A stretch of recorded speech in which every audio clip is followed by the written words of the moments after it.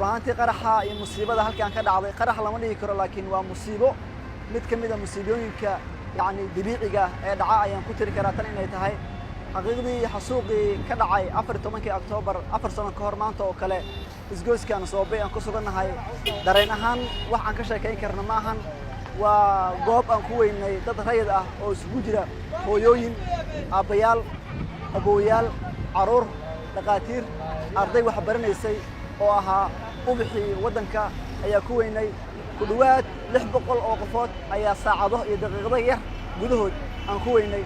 taasi waxay muujinaysaa dhibaatooyinka dalkeenna 30 sano oo burburka ku jiray yacni ka dhacaya ay qayb ka tahay xaqiiqdii haddii emotion ahaan dareen ahaan haddii aan israaba ka waran halkaan waxa ka dhacay xaqiiqdii dareenkaygu qaab ugu warramo ma sheegi karo dowladda federaalka Soomaaliya waxaa la gudbooneed yacni caruurtii Soomaaliyeed ee halkaas ku aabo waayay ku hooyo waayay inay u dejiso siyaasad ay wax ka qabanaysay haddii ay noqoto yacni waxyaabihii ayaka cunayeen oo cunahaan u quudanayeen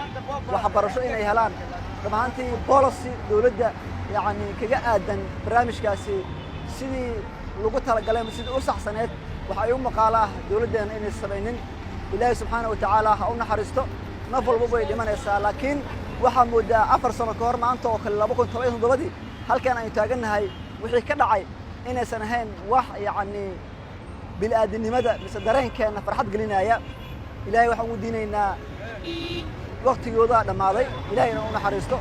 qalbigeena ka go'i maayaan laakiin ilaahay waxaan ugu baryaynaa naxariista janno inuu ka waraabiyo ammaanku marka laga hadlayo ammaanku waa mas'uuliyad wadareed ma ahan dowladda kaliya ammaanku inay sugto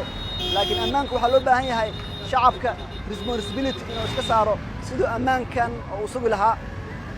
dalkeenana saan ahaa maayo laakiin waa laga baxayaa laakiin dhacdada 2017 ka dhacday isgoyska Soobe ma ahan mid aan iloowi doono waa qalbiyadeenna dadkii aan weynay ay ku baaqi ahaa doonaan marka sana u duceynaynaa ilaahay subxaanahu wa tacaala inuu u naxariisto